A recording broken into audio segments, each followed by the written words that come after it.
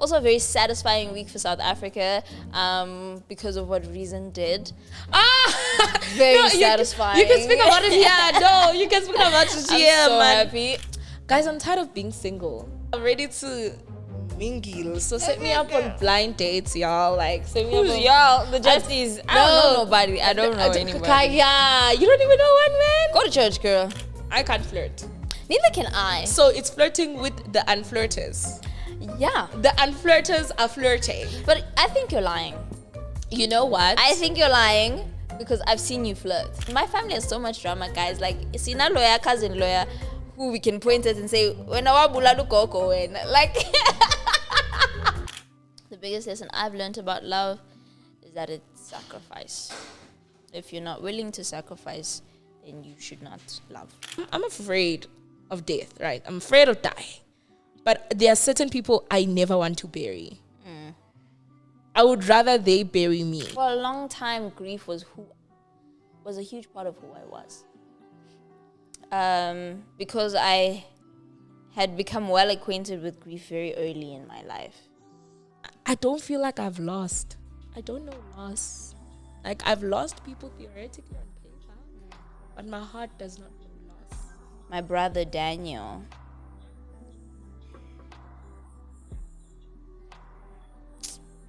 Oh. Hello, hi to Go Mommy Dearest. Hi, I'm Kai, aka Adi.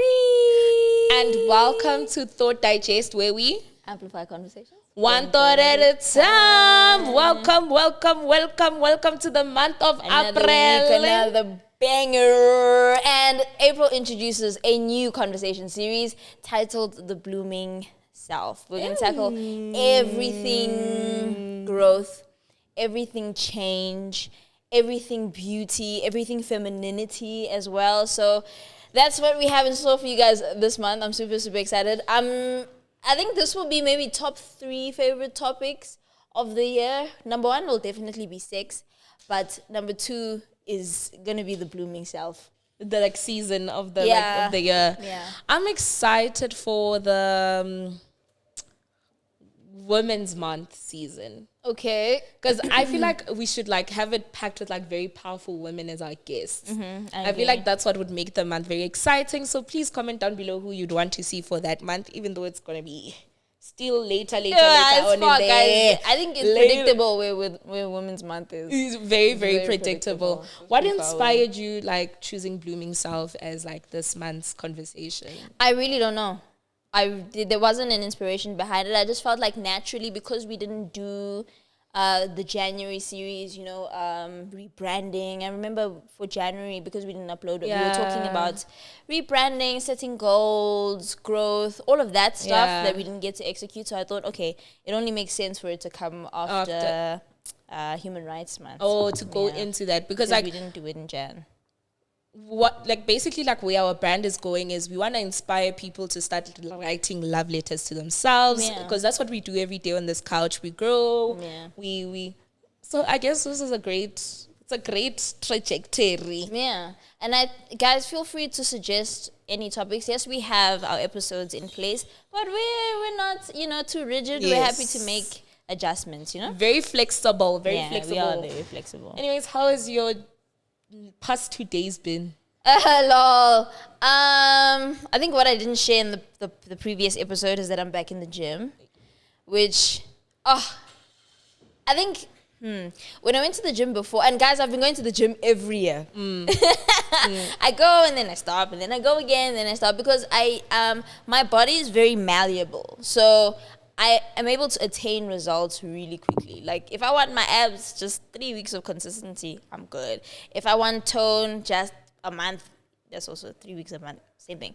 Just a month of consistency, I'm good. And I have the horrible habit of when I attain these goals, I stop. I'm cool. But they need maintenance. And I think also the way that I was looking at it before was very negative. I was looking at it, I'm not a goal-oriented person, and I forced myself in those seasons to be goal-oriented. And that's why when I achieved the goal, I was done. Now it's very different. I think now it's just a part of my lifestyle. This is what I do. And it's such a mood lifter for me. It gets my mind going. It uplifts me, like it makes me feel inspired to tackle other things throughout the day. Or even if my day was horrible, like I know when I go to the gym, I'll be good. You'll come back.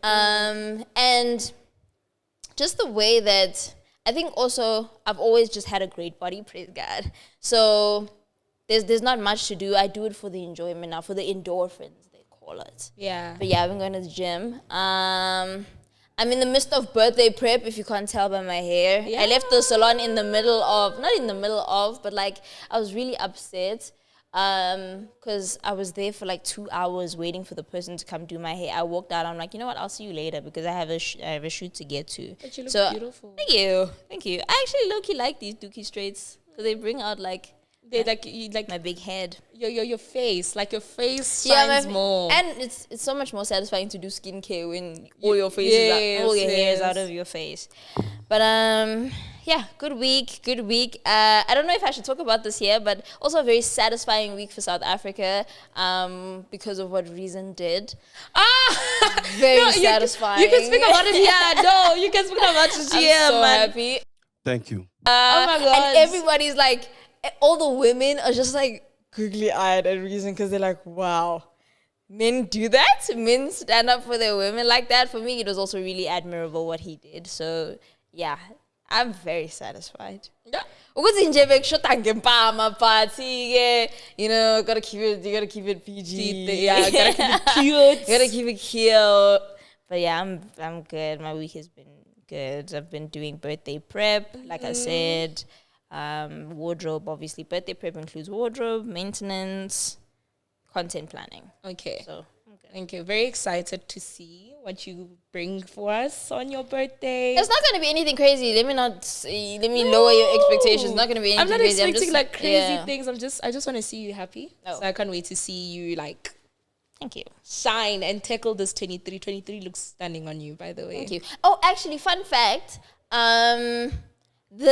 On your birthday, you're not turning that age. You just completed that age. So I'm not turning 23. I'm entering my 24th year. Yes. Can you imagine? Yes. I'm old.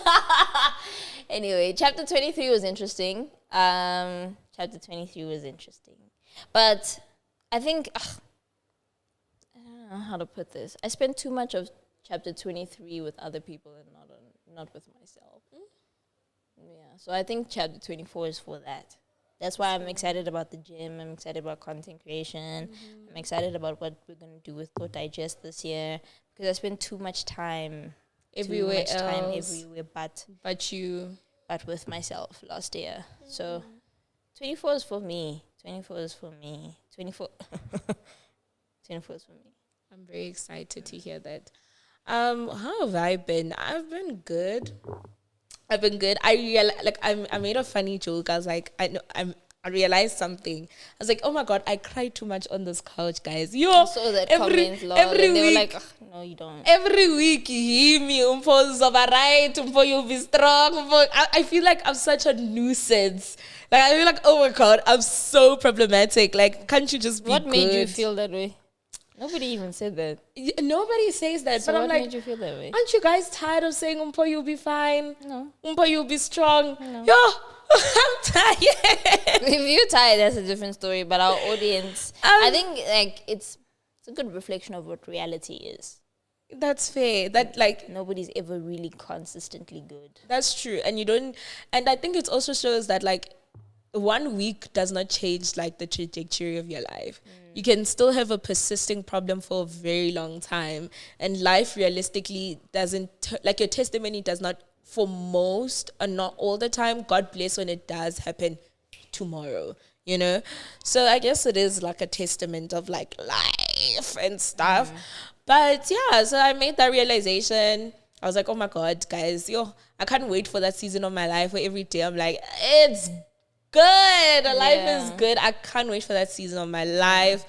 I've just felt, guys, I'm tired of being single. That's my life update. I've been single for almost a year now. No, you have not. Almost a year. No, you have not. Hold on now a minute. Just hold on now. Think about it. No. Think about it. We in winter. My relationship ended in winter. We're not in winter, we're in autumn. Okay, we're going into winter. No, it's not been more than almost a year. You're June. Exaggerating. June. No, there's still April. We're not in April. Okay, we're in April, but like we just arrived. May, June. 2 months. 3 months left till it's a year. You didn't break up with that man in June? We ended like July, like the whole month of July. Oh, you had broken up by Mandela Day now? Yes. Okay. Like it was very... Okay, it is almost a year. It was tough. It is almost a year, I'm sorry. It's almost a year. Exactly, It's almost a year. So I've been single for almost a year, and I guess I'm like ready to go back into the dating pool. What was an indicator of your readiness? I want to go back. That's my readiness. Like, I don't think you can fully be perfect enough and fully be like ready enough to be like, I can date now. Okay. But I do feel like I want to go back into that pool. Like, I want to go back into that. That's where I'm at. I'm ready to mingle. So set me up on blind dates, y'all. Like, set me up on y'all? The Justies. I don't know nobody. I don't know anybody. Yeah, you don't even know one, man. Go to church, girl. That's don't real. They have singles events at church or something? But then or go to youth. Be more active in church. Dr. What story? You don't know that story? Tell me. Girl. Tell me right now. Girl, okay, y'all. I guess this is the life. That story. So this woman, she's a doctor, medical doctor. Okay. I think maybe she's her second year in or third year in. I think she just ended like her ComServe. And this is the year she got like a full-time job, like as a doctor. And she has 3 kids. So she's like roughly 26 with 3 kids. And the surname that she has is her husband's surname. Like, she married that man while she was still in school. She met him at church. And their church encourages marrying young and having kids early so that you can like grow up old and live like the rest of your life, like just the two of you after you have, done the marrying and the kids thing. So they encourage that, right? She even said that they went to a 6-month, because she met him at church. They went to a 6-month course that prepares you for marriage. Like they went testing together. Like, do you have any illnesses? They spoke about so many things. How do you want to raise up your kids and everything like that? The guy's foreign, right? It's a foreign guy. And she says that her family actually cut her off. Her maternal family cut her off for marrying this man because they were like, girl, this is not your husband. And she was like, I am not hearing fuck all from y'all. I am marrying this man. And they were like, imagine after the years we spent taking you to school and everything like that, and you choose to marry the man, and now he's going to be on your you're practicing, like that's the surname that's going to be registered at HPCA, whatever. Is it HPCA? I don't know. But yeah, that's the story of how they met. Now, what made her trend on TikTok, she's been trending on TikTok and Twitter for the past 2 weeks, because this lady, right, when she started working internship, right, the husband had got into an accident, so he was driving a Polo, right? He got into an accident and everything like that, and then at this rate, she doesn't have a car because she just started working, and he's like, no, we need a car. We need a new car, And then she's like, okay, fine, yeah, I understand. We need a new car and everything like that since you got into the accident and whatever. Let's go look for cars like we can afford. This man is like, no. The man of my caliber deserves a big body whip. So she goes and signs the papers and drives and pays for 15,000 Rand per month car installment on a Mercedes Benz, right? For this man. For him. She still took a taxi to work every day. She still Ubered to work every day. This man was driving a Merc. Continue. I'm just reserving my comments. That's mistake number 1. And she's like kind of like giving main breadwinner because she's a doctor. He's a barber. Oh God. He recently opened a barber shop. I don't know if it's doing well or whatever. Probably with her money. Recently opened whatever. So that's the first thing that happens, right? And then what happens is the car gets completely totaled. He gets into a car accident. The Benz. Listen, the Benz gets completely total, right? It's you can't drive the car anymore, but she had a comprehensive cover on it and everything like that. And she was so glad. She kind of like felt like the car getting damaged was like a blessing from God, because she was so glad for it to be gone, because it was a lot, bruh, financially, and she felt like God just like saved her from it, because the insurance covered everything completely. Wada. She needed to pay some money, you pay some lump sum and everything like that. So she did it, and she was back to being clean. Her finances were back to being normal. She was like, okay, whoo, I can breathe, right? Mind you, this man physically abuses her, emotionally abuses her, really there, ne? And then he then says, Guti, no, we need to get another car.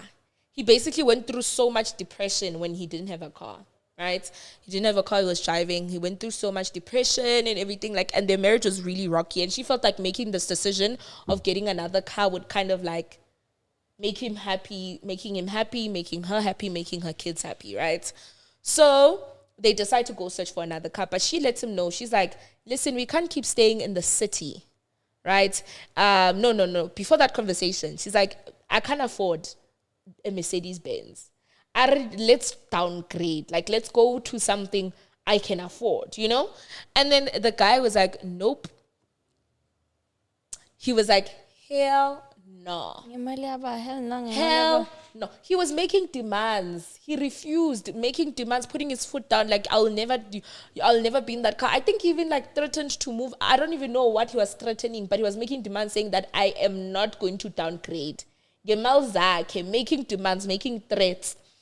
Ugel wire at dealership. They went to the dealership.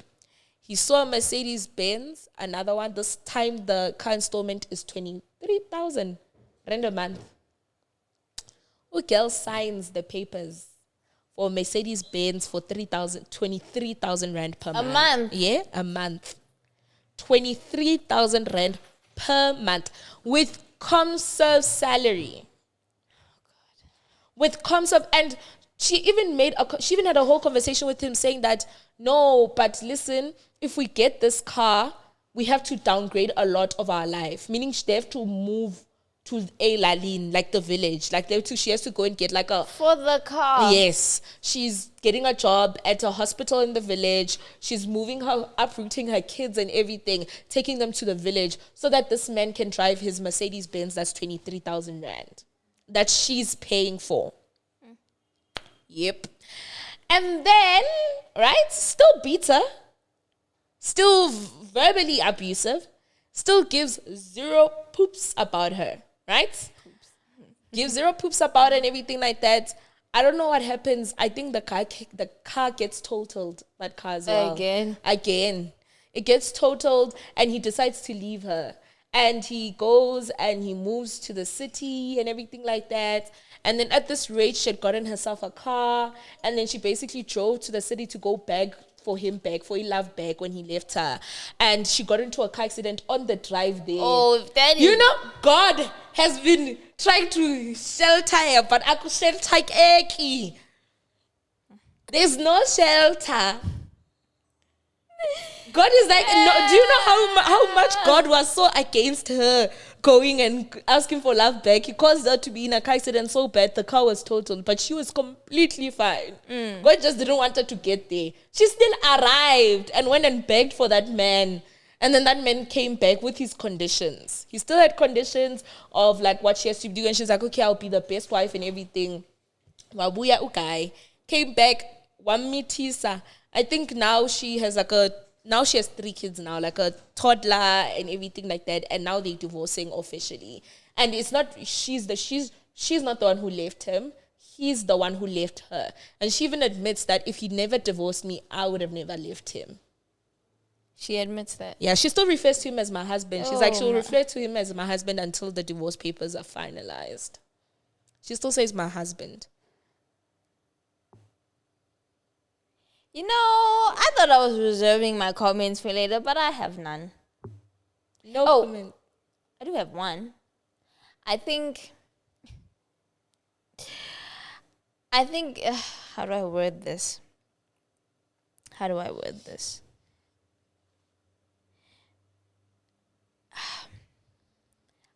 this is my advice. Okay? Never find yourself in a position where you're compromising your femininity. Because once a compromise, always a compromise. You will compromise all the time. You'll see dust, usizindota. Dust. You'll see that. Support, Dust. yes. Ugumsiza is a whole different story. Dust. I will be on the sidelines cheering you on, but I will not be the one training you. God forbid. That lady built that man his Mercedes Benz, both of them brick by brick. And we're not victim blaming, please. I'm just saying that's my takeaway from the story. Everybody's takeaway is different. Yeah. This one is mine. It's kind of reinforcing what I've already made up my mind about never helping a man. Never, ever. I think for her, she's just recently made her that realization with the, like, she's like, she thanks him so much for divorcing her, right? And that's why she's coming publicly and giving us these parts. She's our Risa Tisa, South African Risa Tisa, you know? Wow. And, you know, she admits that the decisions she was making didn't benefit anyone. Her kids suffered because of those decisions. Because now they couldn't go out as a family as often as they used to. She couldn't take her kids for nice things, to nice places anymore. She uprooted her family to go and isolate herself in a village so that she can afford a 23,000 rand Mercedes Benz, you know. So her kids did not benefit from that. She did not benefit from that because I'm sure she was not happy.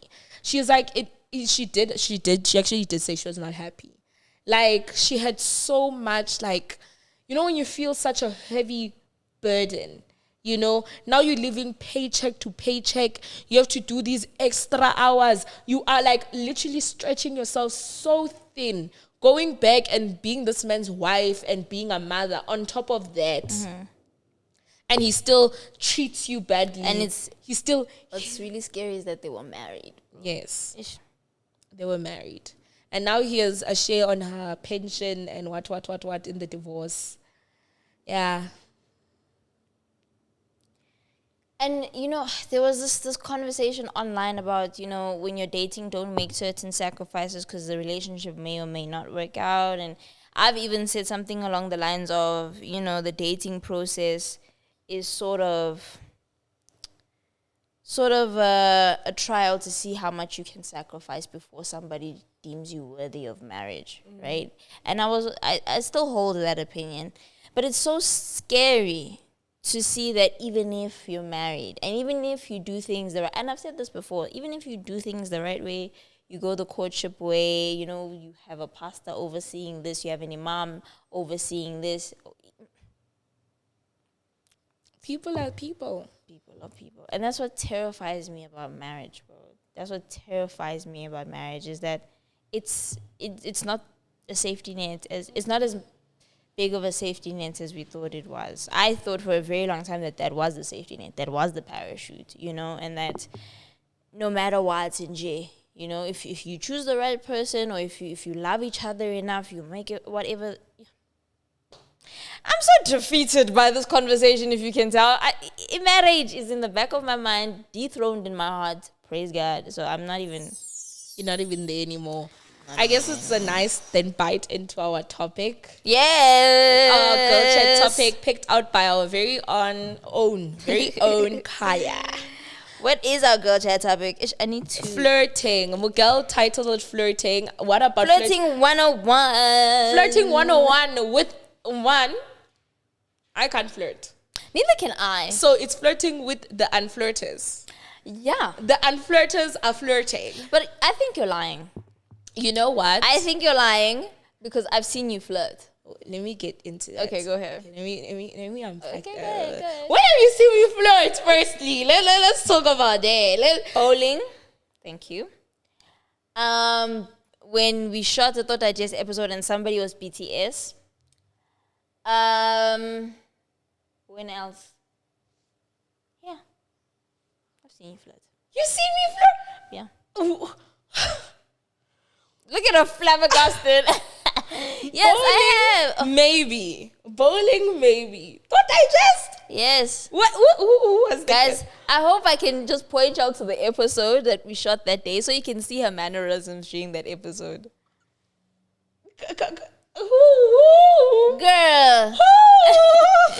Okay, I don't know if I can say this. I'm not going to say the name. Okay. But your recent ex was behind the scenes when we were shooting a Thought Digest episode.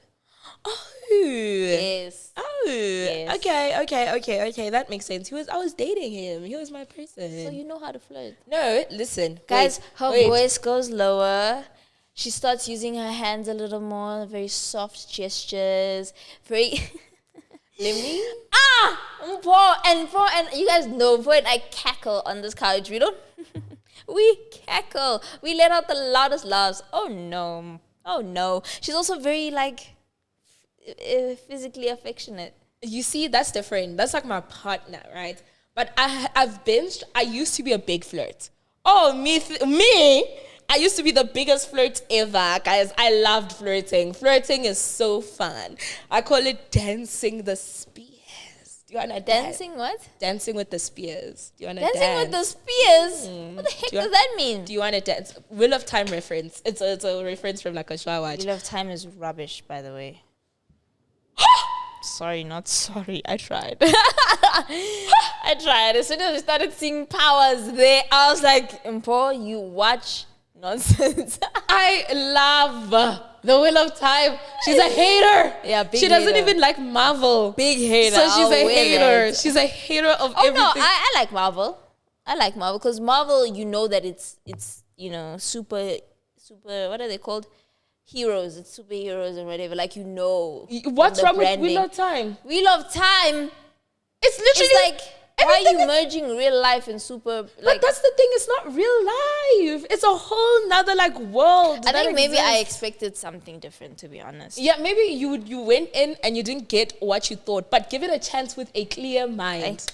The plot is thick. If guys, Wheel of Time is so good, but that's besides the point. That's besides the point. But what to call this? I used to love flirting. I found it very fun. It's very exhilarating. I loved flirting. Oh my god, I loved flirting. But then over the years, it's gotten more and more difficult for me. Okay. And I think it has a lot to do with how I see myself, my self-esteem. Oh, so I made the realization in the car, like when I was like reviewing the episode, I was like, okay, flirting.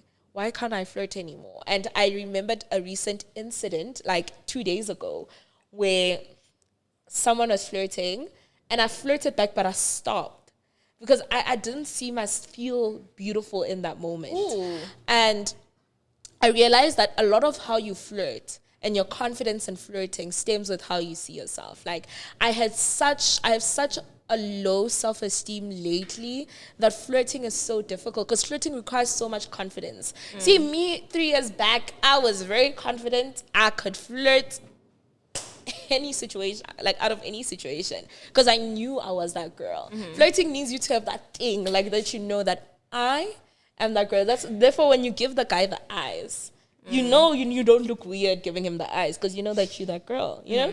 So I don't feel that way anymore. So I find it very difficult to flirt. That is such an observation. Very good introspection on your end, by the way. And I'm always so solution-oriented that I'm waiting for you to give the solution. To give the solution. As I said, like, it requires your self-confidence to be very up there in order to flirt for me. So my solution is work on yourself, you know? Like, work on yourself, work on how you see yourself. Yeah. And I feel like that's why lately I've been dressing my best. I see. I've been dressing my best. I'm like, okay, I don't feel my best. Let me try look my best. Maybe that will help me feel my best. Okay. So when I feel like when I dress up, you see, like today, if I go out and someone's flirting with me, oh my God. You're going to be like, as you should. As you should. As you should. Have you seen me? Oh, please. Okay. So yeah, with you, why aren't you good at flirting? Why do you say you're not good at flirting? I'm not good at flirting, number one, because I don't like men. Genuinely. I do not. I'm always, even if I find a man attractive, in the back of my mind, you have to prove yourself to me. That's why I'm not gonna meet you. I'm not even gonna meet you halfway. I'm not gonna meet you 20%. I'm not gonna meet you 10%. Come and prove yourself to me. Come on, do what the hunter gatherers used to do. Come on, do dance. Yeah, you see how the spiders, the spiders initiate the mating process. Yes, do that dance. Show me something. See how the peacocks do it. Show me. You know what I'm saying? Like, that's why I don't flirt. Or let me say, I stopped flirting and therefore have lost the ability to. Because for a very long time, it was, you gotta show me, do a dance. You gotta. Some money. And then what's your thoughts about it now? Same. I still hate men. Oh my God. Yeah. So you still anti-flirting? Anti-flirting. I will just laugh at you. I do think that you do need to like men to flirt. Yes, you do need to find the person attractive and like meet them halfway. And like you said, it's a dance. You say it's a dance with spears. For it to be a dance, both of you need to be participating. No, for me, it's a show. It's a show. Not a dance. It's not a dance. Perform, honey, perform. And then I'll decide whether or not, to participate. Yeah, exactly how the spiders do it. I'll decide whether to participate. And maybe somewhere during, our mating, I will bite your head off and you die. Something like that. Praying mantis over here. Praying mantis. So flirting for me, I don't even want to learn how to flirt because I don't want to like men. I'm not interested. Miss flirting, guys. I miss flirting. Guys, another thing that makes flirting so difficult for me nowadays is because I'm who I am. I'm mommy dearest. What makes flirting difficult for me is because I'm mommy dearest. So guys come with like presumptions of who they think I am. They come with who they already come like flirting is nice when you have no idea like anything about this person and they're just a mystery because then it's a dance because it's like what's about, but now people feel like they know who I am. I see. Flirting is not like nice anymore. I hate guys. What are some flirting cues that you enjoy? Eye contact. Really? Oh my God, that's so awkward with a stranger, bruh. Look me in the eyes. Not like in the weird way. It's like, the smiles. When you smile with your eyes. Like, I did not see that coming. Okay. Look me in the eyes. Like, with a stranger. Yeah! Okay, clearly we like different things. Clearly we For like me, different it's things. eye contact, it's body language. Ooh, I recently watched, this is so great because I recently even posted a TikTok about it.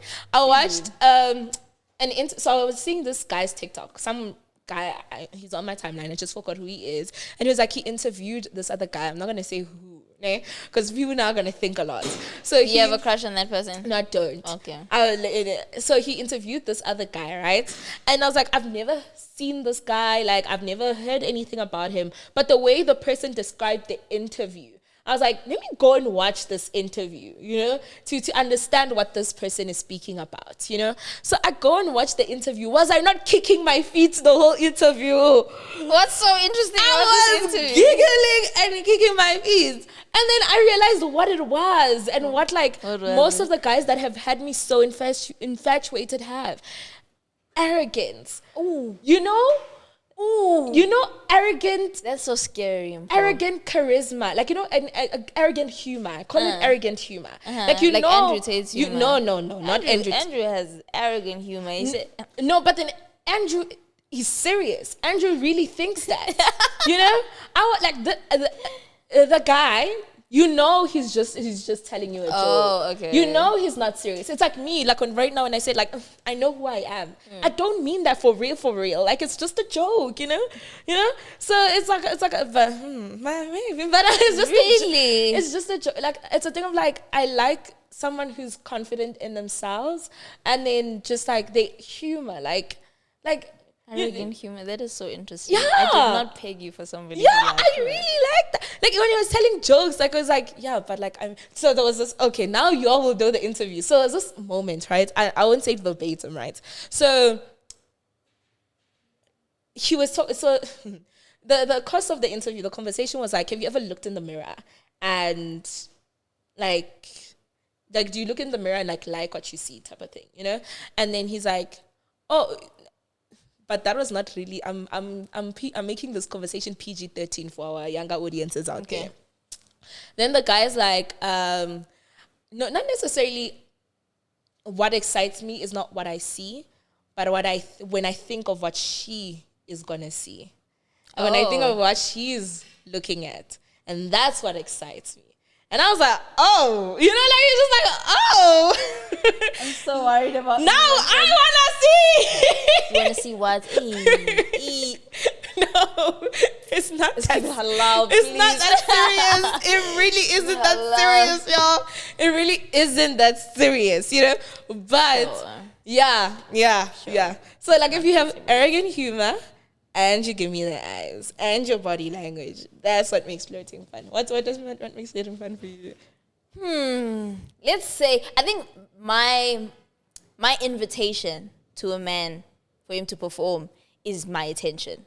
That's literally, like, if I engage with you in conversation, or I laugh with you, or I agree to get some food with you, like, my attention is the invitation. So let me put that in case, you know, you think, hey, but my attention, that's the invitation. So what makes flirting, what? She gives zero signals. Yeah, no. It's zero signals. Like, I don't know if I can mention this, but there was a situation where I was like, why is she not reciprocating? This girl. And then she'll come to me and be like, she actually is interested. I'm like, where's the interest? Are you really? Where's the interest? You will never know. He will never know that I like him until he performs and does a great job at it. But yes, what I can appreciate from the other gender is dominance. I think I've mentioned this in our TikTok where we said don't cancel us, dominance. So if you are overly protected, let's say we're at bowling, for example, right? And I've invited you, I'm giving you attention, so that's your invitation, and now you're sitting next to me.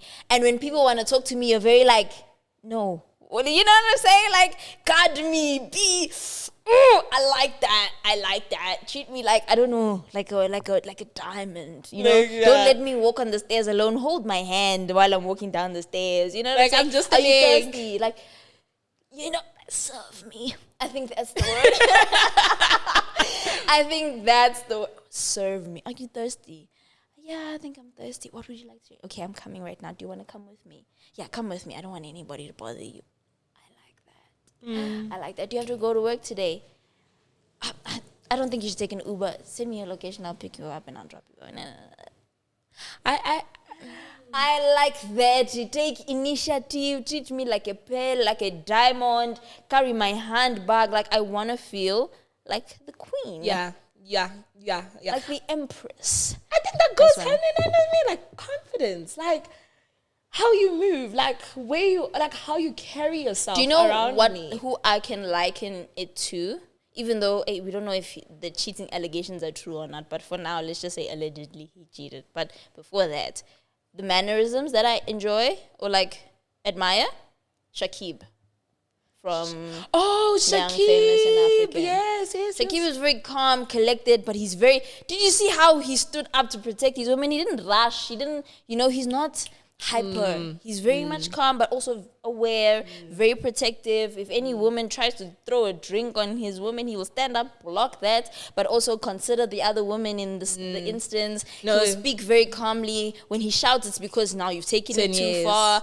You know what I'm saying? Yeah, like nah. very subtle confrontation. He doesn't scold his woman. I love that. The dominance, the masculinity, the security in his identity. Yes. I love that. You see, with that, I relate. So there was this recently, right? We were like chilling like as a group. By the way, I'm not gonna date anyone in my race because they still. Please, before you start paying 23,000 rand for a car. Yeah, they still babies, you know. But like there was this guy, right? And another thing, a type of guy I like. It's not necessarily a type of flirting, but a type of guy I like is he must be the quietest person in the room. Really? I honestly, if you know what his voice sounds like, it's a privilege. And you know what interests me about guys who are really quiet? It's like, I like prying. Like, like I like getting you to talk. I find it so fun. Like really getting a person to, I find it so fun. That gives me goosebumps. I find it so fun. Like a guy who's shy, like not necessarily shy, but like a guy who just doesn't he doesn't speak in public. Aries, I don't know, I like that. Like, why are you quiet? I like that. Talk to me only. The way we disagree about these things is so interesting. To me only. And I feel like Shakib is that guy. No. Shakib has hella aura, bro. Yeah, no, but that's the thing. It's hella not, aura, and it's not that they don't but have... like when it's necessary. Exactly Okay, that. I thought you meant speak when you said necessary. the quietest in the room, and I'm just like, no, but it's the thing of like compared to everybody else on Young, Famous and African, the other men who are like yappa, he was the quietest in the room. okay, Like speak when necessary, and when he's amongst his people, his friends, he can be like the loud, like, you know, because you are with your comfort zone. Yeah. But we don't know these people. These people are strangers. Now your man is jumping every table, talking to everybody. You want to know everybody name, everybody. Sit down. Let people come to you. Like as a man, let people approach you.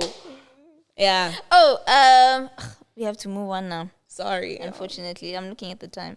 We have to move on now. And there were so many things that we wanted to talk about. We just went into personal experiences with flirting and whatever. I think we'll continue this game. No, not the game, this girl chat next week. Because there's still like aspects of flirting where, we need to talk about what does it mean to tap into your feminine energy. Oh. You know, have we lost the art of flirting? Is it now a social media game that we play? Are people not as intentional in person as they are on social media? Yeah. You know, do you like somebody to, talk about pickup lines? Do they work? Do they not? What charm actually? I think we have spoken about the kind of charm that actually works for us. I think it's personal. But moving on to the game, guys, please do share your flirting 101. So we're going to do flirting part 2 next week. Definitely very excited. Definitely, because it's a nice topic. I like topic, talking and about it's very it. enjoyable, very fun, because we're going into something heavy for the main topic. So we need to laugh first before we, Yeah, it's intense that side. For our game,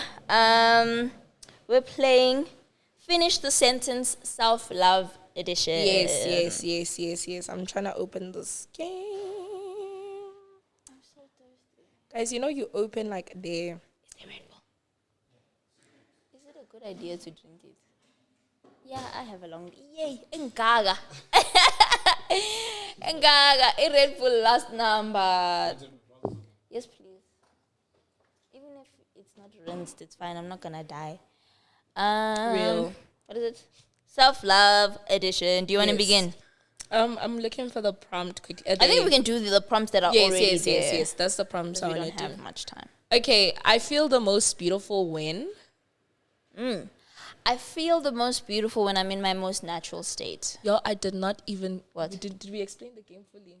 Oh, it's self-explanatory. Yeah. Finish the sentence. One person gives the prompt, and then the other finishes. Yeah. And maybe explains if they want to, but I don't think there's explanation. When you're most natural. Yeah, when I'm in my most natural state. So like this, but with no makeup. Oh, I love myself down. That's when I feel most beautiful. Yeah. I feel most beautiful when I... look good.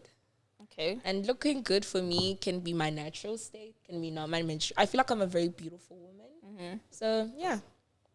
I think our answers are the same, lol. Yeah. Low-key the same. They look so fancy, schmancy. Thank you, Thato. The biggest lesson I've learned about love is... You go first. I went first the last time. The biggest lesson I learned about love is that it's hard work. Love is hard work. Loving someone is very difficult. That's the biggest lesson I've learned about love. The biggest lesson I've learned about love is that it's sacrifice. If you're not willing to sacrifice, then you should not love. You should not say that you love if you are unable to sacrifice. And love, the biggest thing that I've learned about love as well, the things that you sacrifice are not just time, money, effort, but you're sacrificing the way that you used to think. You're sacrificing habits, the way that you used to behave. You're sacrificing people. You're sacrificing places. And sometimes people kind of discredit the necessity for these kind of sacrifices. Like, oh no, how dare you let go of this friend for your relationship? Then you don't understand. And if you're not willing to sacrifice, then you're not willing to participate in love. The other thing that I've learned about love is that it's not a feeling, it's a choice. That despite how you feel, because you may feel negatively towards somebody, but the actions, you choose to love them. yes, I feel you like choose that's to love them. It's an act. Love is a choice of action. There we go.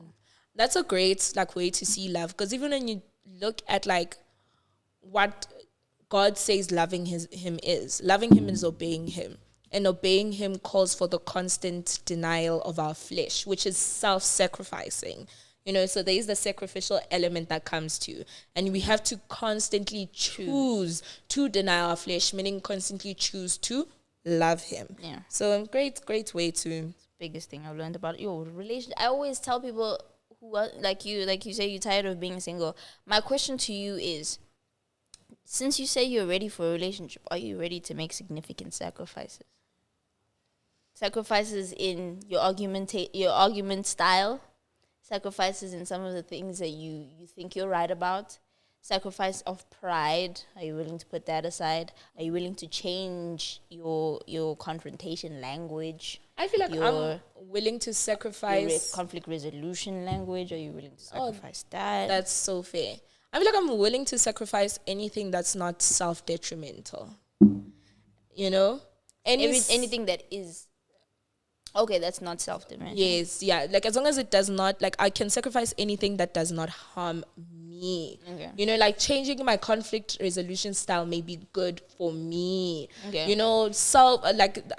Letting go of my pride may be good for me. And I feel like that's what love should do. Whatever you sacrifice should kind of like add to the betterment of your character as a person. And and things like what you wear, those are like the easiest sacrifices, because that's just material, in terms of you, I'm willing to, as long as it's not detrimental to me, yeah.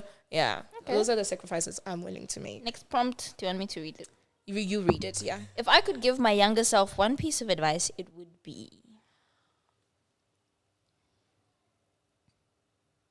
girl, it's never that serious. It's never, whatever you think you're going through that is like world changing, world crumbling, like the bullying maybe you've experienced, the heartbreak you experienced, whatever it may be, trust me, it was never that serious. Like I'm telling you, and that's the same advice I'll tell myself now.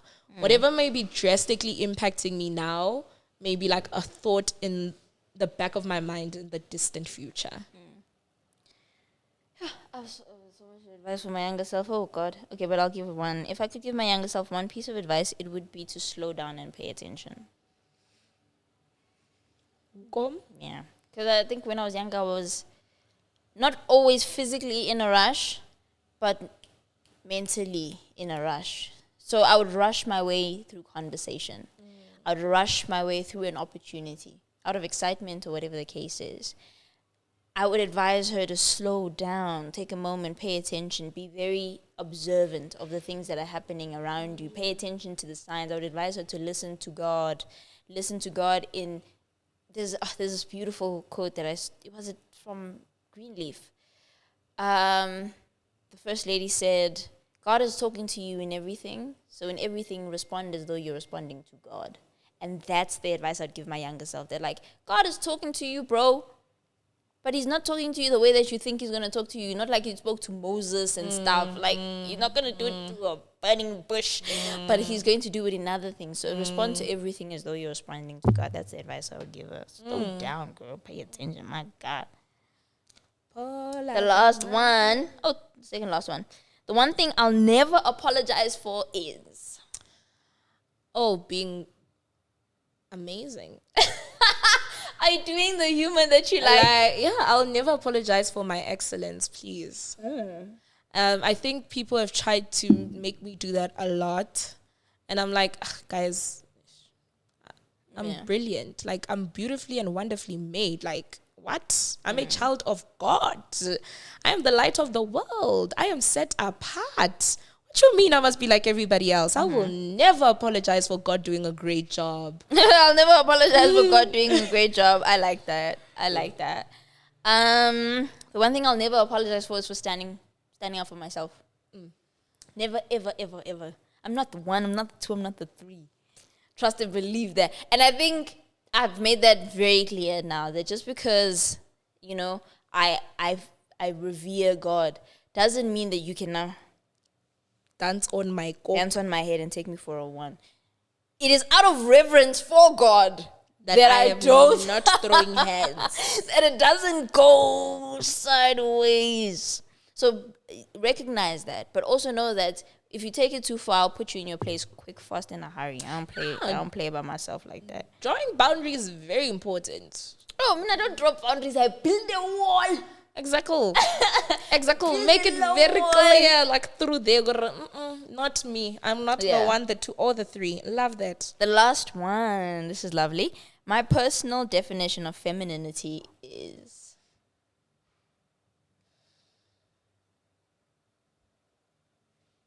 Oh, so difficult. Answer? I think that's my definition. This. Like, I literally thought that. Can you believe that? I don't have a word. Can you believe? I can believe it. I literally was about to be like the breath of life. That's my definition. Just like, that's what a feminine. Yeah. Let's move into our long topic. So our long topic is handling grief and not embodying loss. This is a heavy one. Wow, look at us already an hour in. We yab a lot. Guys, just to give you all a disclaimer that before Thought Digest came to fruition, we had the structure of the episode, and the life update was supposed to be 5 minutes. Remember? It was supposed to be 5 minutes, 15, 30.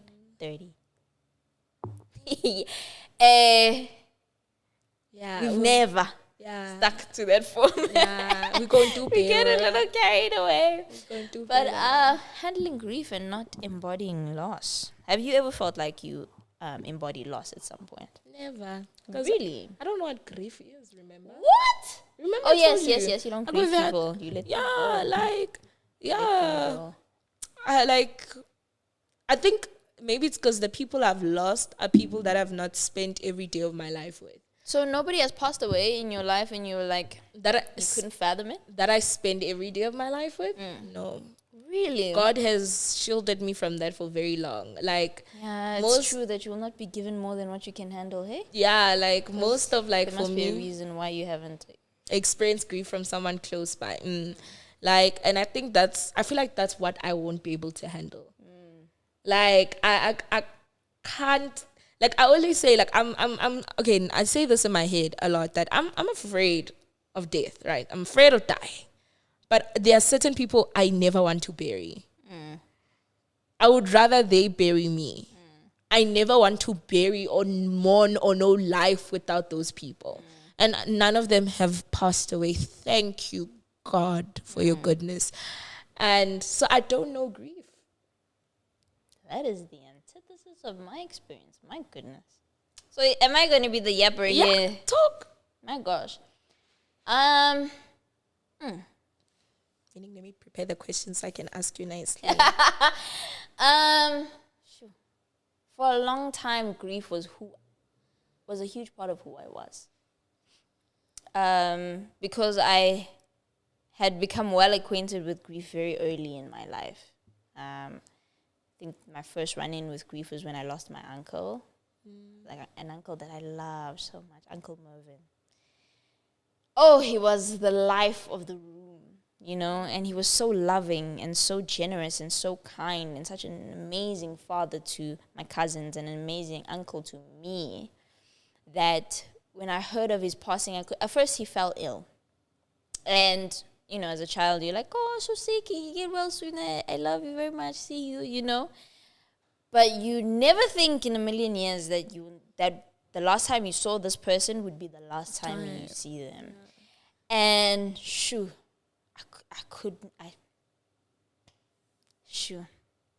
I think about him all the time. Second run-in, I think second massive, but my family has encountered a lot of loss, you know, a lot. So many people in my family have passed away. But the second major one for me I don't want to say major because then I'd minimize the other losses in my family. But the second one that hit me the hardest, let me say that, was the loss of my grandmother. My grandmother was the pillar of the family, and she was really, she lived a long life, I will say. She was in her late 70s, if I'm not mistaken. So she lived a full life. But I think also the way in which she passed away was so hard to deal with because it was untimely. For me, I think it was untimely because she wasn't sick, something had happened. A cousin had done something. A cousin of mine. My family has so much drama, guys. Like, sina lawyer, cousin lawyer, who we can point at and say, when our buladu koko, like, your reaction is dusting me, but sina is corner lawyer, cousin lawyer. So, cousin did something, and that caused my grandmother to have a stroke. And my grandmother didn't spend long in the hospital. We drove down from Joburg to KZN, and when I saw her in the hospital, she was a shadow of herself.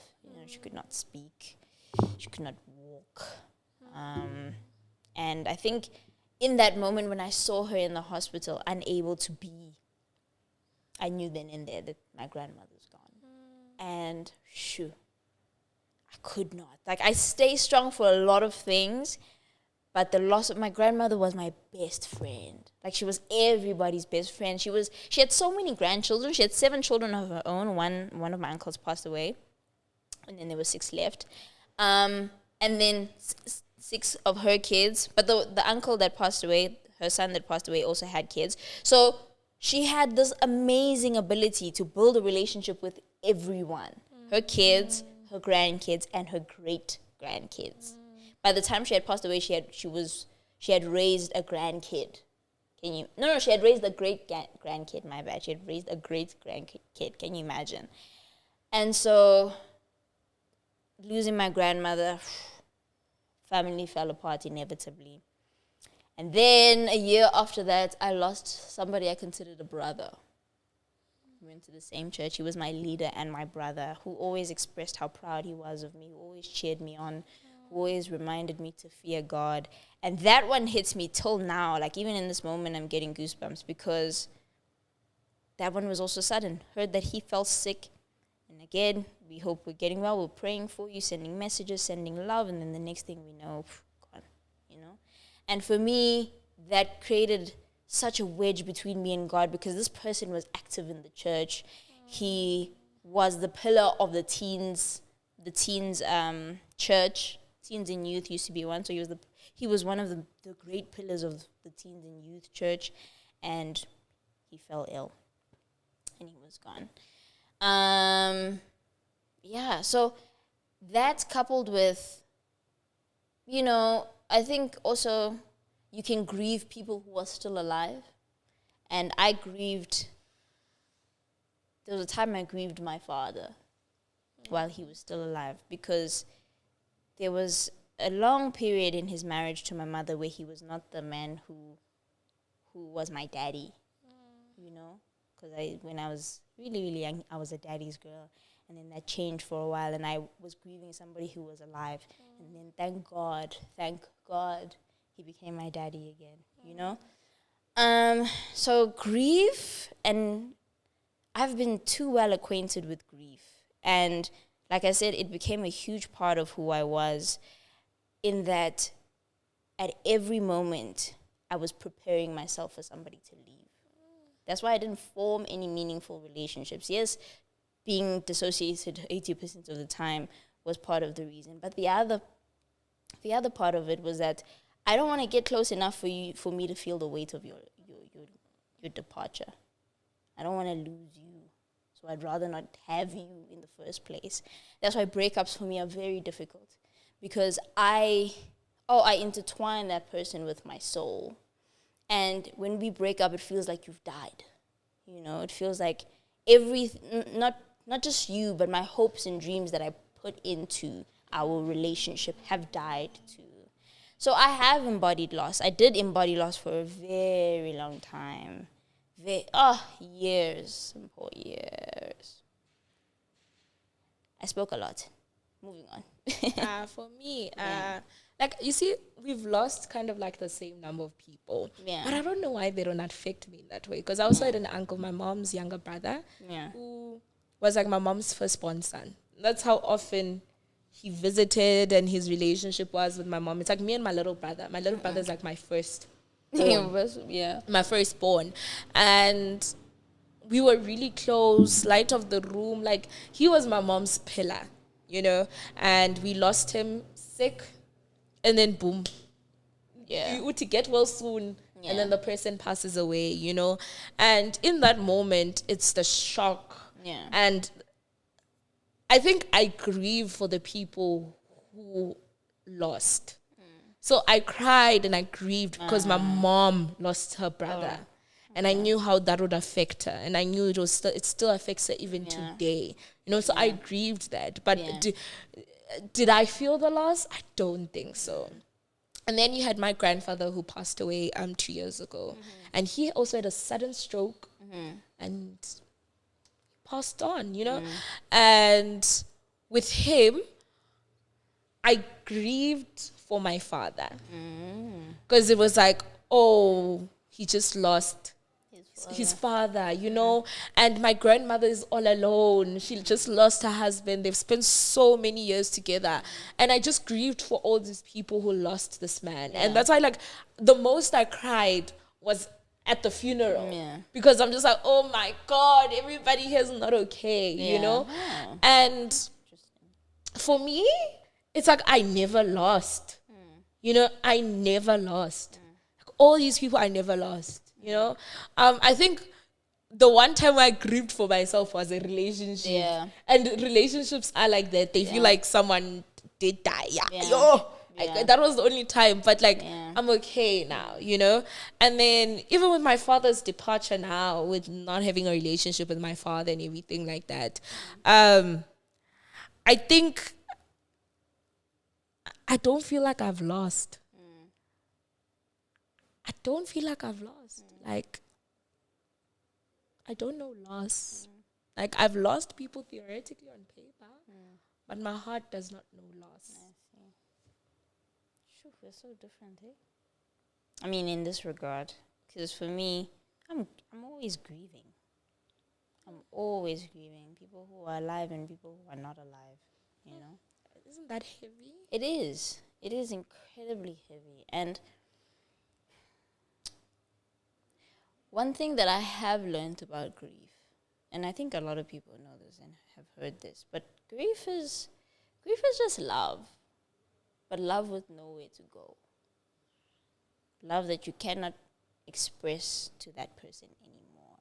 Can't direct it anymore. Can't direct it their way anymore, at least not in person. So I've learned to redirect my love.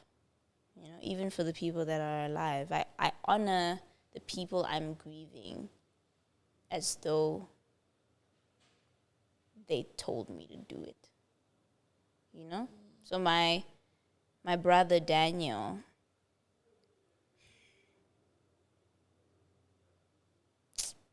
oh, you've got makeup on your face. You know, I saw somewhere that if you get teary-eyed and you have makeup, you have to look down. And then just let the drop just goes directly up, it's going to drop this way. Yeah. So you just need to let it go. But I honor Daniel by continuing to serve God because that's what he lived his life doing. I honor my grandmother by loving my cousins and loving my family to the best of my ability.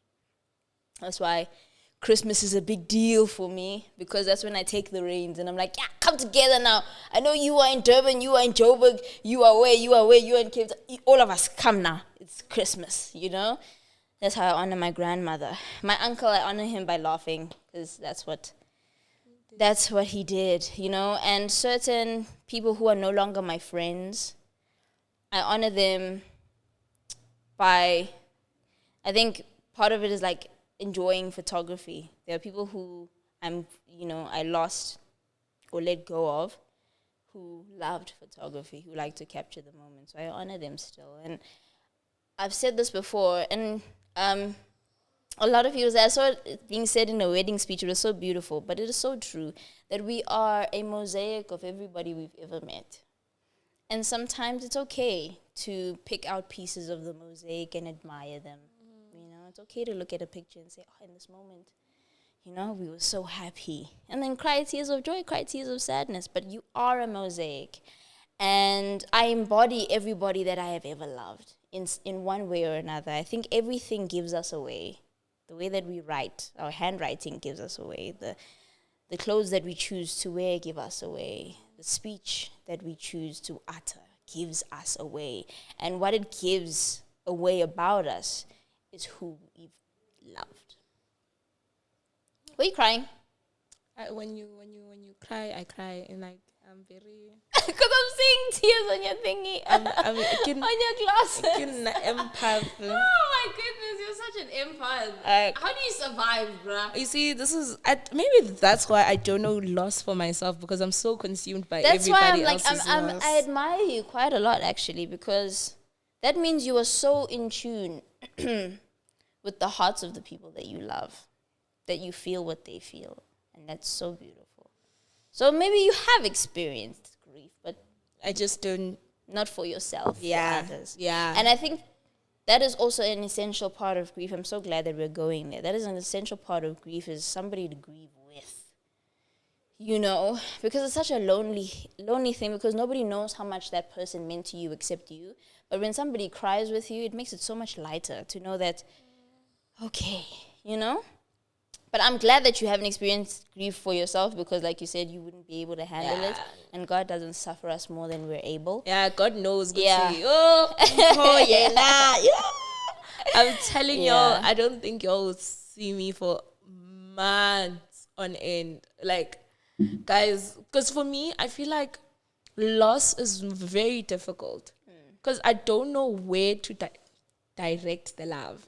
Like, you know, the uncertainty of death makes loss so difficult for me. It's like, do they cease to exist to the people we love? Yeah. Are they in heaven? Yeah. Do they see us? And then what moments do they see? Because certain moments, I don't want anybody seeing. I don't want you saying this. I don't want you guys seeing certain moments. What? Actually, I want to ask you this. Maybe it's relevant to death. Maybe it's not. But what about death can make it palatable for you? Like, what version of the afterlife would make death easier to digest?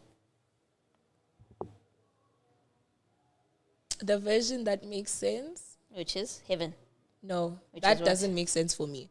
Because it's like, how many souls can you fit up in one place? Like no, really? Oh, bro. Really? Think about all the people who have died and lived since Adam and Eve. It's overpopulated. I'm so done. Bro, I'm so done. So many people, so many souls. Like, guys, oh my god. Oh my god. It's like, if you're sitting with the family tree, it's like, oh, there's a lot of people. Like, all versions don't make sense for me. Like, the version of That's why I'm saying, like, don't tell me about the versions you know about. Create a version for me that would make it easier to digest. What would you prefer the afterlife was or is? I guess a life without its moanings and groanings. Like, it's like people make it like seem like, oh, we'll be there. They'll be like, oh, harps. I'm like, bruh, I didn't grow up in a time where harps were the music that I enjoyed bopping to, you know? Like, let it be like, yo, like a party, like jokes. Do you not think that's what heaven is? Yes, but like the version that people speak about, like people like, you will not go hungry. What do you mean? I still want to eat chicken licking. Yeah, you're not hungry, but you still can eat. You eat for enjoyment. You don't eat for hunger. You see. Now I'm just like, oh, so chickens are still gonna be. Chickens have no rest. We're gonna be still slaughtered, because I still want a stew, guys. I still want a beef stew. Yeah. I feel like the most amazing, like heaven would be for me is like all these people from different times, different eras, like sharing recipes, like, oh, and telling me stories about how was it in your time, in your era, you know? And I guess the part of it that's unpalatable for me is the concept of eternity. But that's what you want. But like, guys, the possibility of a life after this is eternity. But it's like, want the stories finished? Like, won't the party get boring?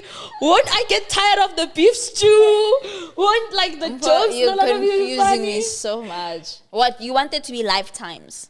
Yes.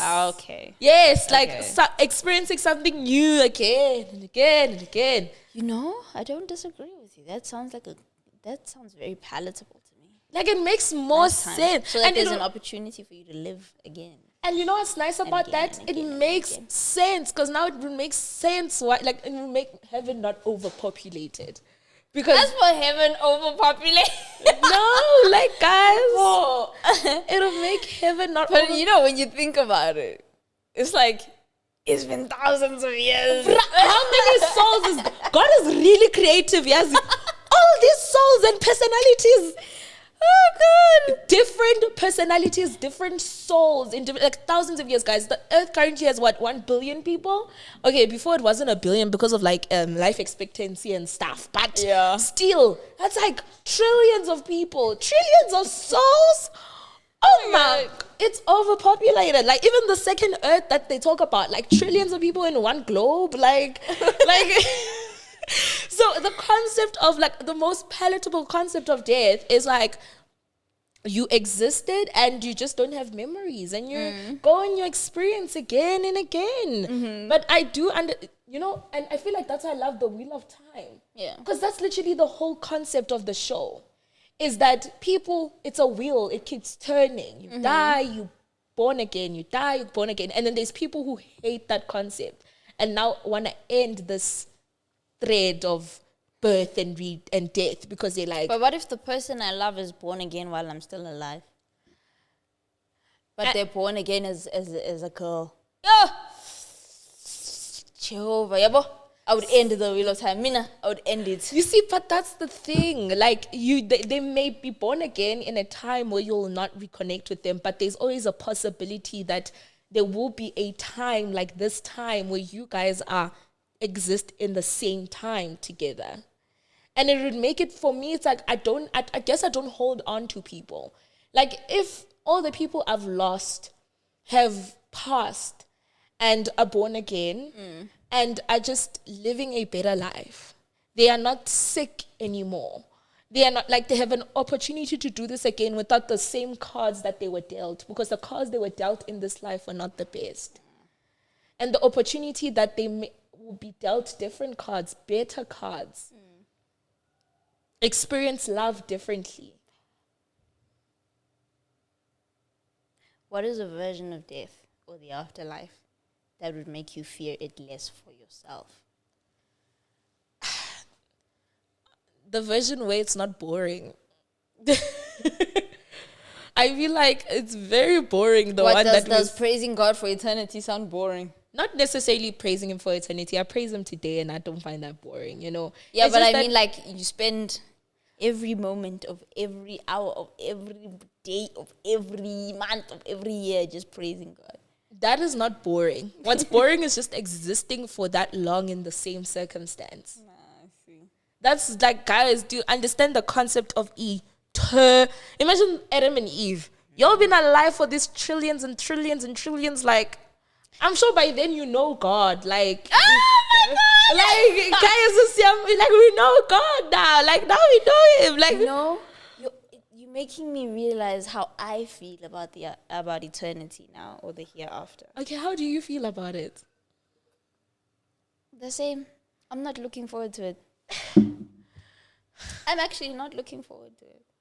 I mean, I'm looking forward to meeting God. Well, as far as we can meet God, because we can't really. But, like, you know, as far as I'm looking forward to, like, you know, the introduction. Yes, like, and he doesn't turn his face away. You know what, Edinburgh? Have a conversation with the young Moses, nyana. You know, like, I'm looking forward to that. But, like, what else? Eternity? Exactly. I get what you Eternity?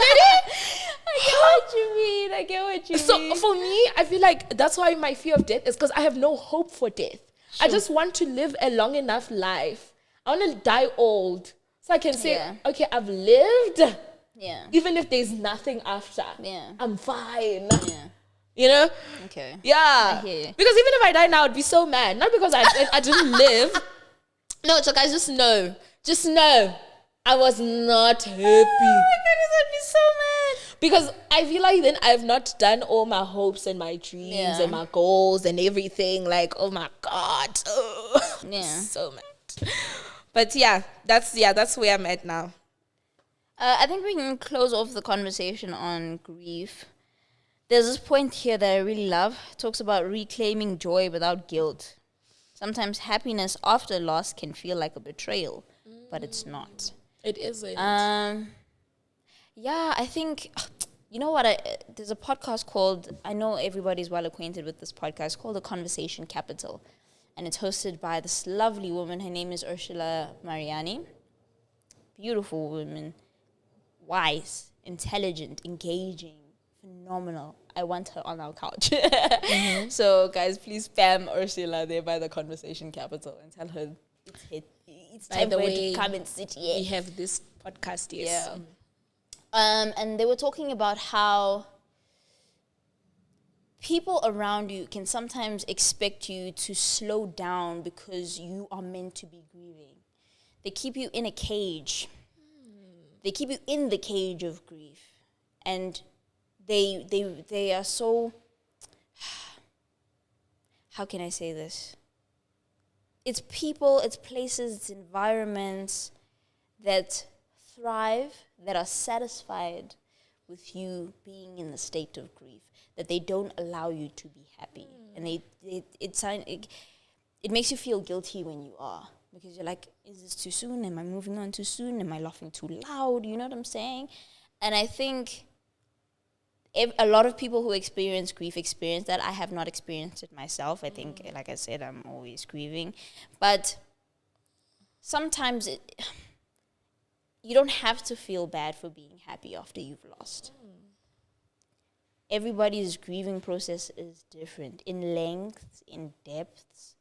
So I've seen it with wives, widows, I mean. When they move on and find love a year after their husband has passed. I think I've seen it with Ubani Lona on the Mommy Club. Happy. When Happy moved on and she got engaged to somebody else, people were up in arms. They were like, but you just lost your husband. You didn't grieve him. All of this. And they were trying to keep her in the cage of grief. And I don't know why people don't see how abusive that is, because the cage itself is it's suffocating. You're dying. You know, you're dying with what has died. And let's let people move on. There is no timeline to grief. If Happy gets engaged again this year, that's Happy. She's happy. She's happy, you know. So, yeah, I think taking away the guilt of happiness after death, after having lost, is really important to moving on, to moving forward. And when you said that, like, you also don't know where to direct this love that has nowhere to go, I think I mentioned that you can direct it by honoring the people that you have lost, doing the things that they did or they loved, or living in a way that you know they would be proud of you for living. You know, I know that my grandmother's looking at me right now and she's like, you're doing great, Pookie, you know? So honor them like that. Honor them in your memory, in your speech, in the way that you treat other people, because we don't grieve bad people. Nobody's grieving that guy, Samuels, the guy who was a image consultant. Nobody's grieving that guy, you know? So we don't grieve people who weren't good. And so let's be good in their memory, you know? And that's a great way to put it. There's a scene from The Wheel of Time. There's a scene from The Wheel of Time, right? Watch a lot of that thing, ne? No, because it's in this conversation makes so much sense. Yeah. So in season 3, it does make sense. One of the characters passed, right? And so there's people called Aes Sedais, which are channelers, meaning they can magic. You know, they can do magic, but it's not just magic. That's what put me. No, it's that's not what just. put me off No, the the thing wheel is, of no, time. the thing is, I'm not going into like the Yeah, I know. the nitty gritty of it. You know, it's not. Yeah, so they go through magic. So basically, everybody is connected by what they call weaves. We are all connected in one way or another through weaves, the weaves of time, the wheel of time, you know? And so that's what they use for their magic. That's how they channel their power. So the Aes Sedai, the people have the ability to actually tap into the one power and use it, right? They have the option of having warders. So warders are like male people with like swords, you know, like your a bodyguard type of thing, right? And then what they do is they form a bond with this warder through these weaves, like a connection. So you can feel what the other person feels. And so it's like a great safety beacon. Like if I'm in trouble and you're not near me, you will feel that I'm in trouble because you can feel I'm scared, you know? So so this lady had 2 warders, right? Personal choice, she loved me, yeah? She had 2 warders, you know? And one of her warders passed away. And so the other warder was upset and said that, please stop, cut off the bond. I don't want to cut off the feeling, you know, like this ability to feel. And he's like, because I don't feel your grief. So he felt alone because he's the only one who's grieving. Because he's the one who loved the other warder, not her. Oh. So he was upset at her, saying that I don't want to feel you anymore because I do not feel your grief. And it's a thing of like the thing you were saying, caging people and forcing them to act a certain way and to feel a certain way and to move a certain way because of your grief or how you handle grief is very unhealthy. That's a great close. That's a great close. Guys, engage. Very heavy conversation. If you feel the unction to share your experience with grief, yes. please do. If this community serves as a platform for you to find people to grieve with, go ahead. We love and support you. Grieve the way you feel necessary to grieve. Don't push away community. Don't push people who love you away. They're the people who are going to grieve with you. They're the ones who have the string, you know? And so allow yourself to be loved. Allow yourself to be comforted. Grief is heavy. Grief can form part of your personality, can form part of your character, can influence your relationships, the decisions that you make on a daily basis. So don't be alone. Don't isolate. Grief can be lonely, but there are people who can share it with you as well. Do you want to do the cues? Subscribe, like, comment, share, and live. The living must keep on living. That is beautiful. Bye, guys. We love you.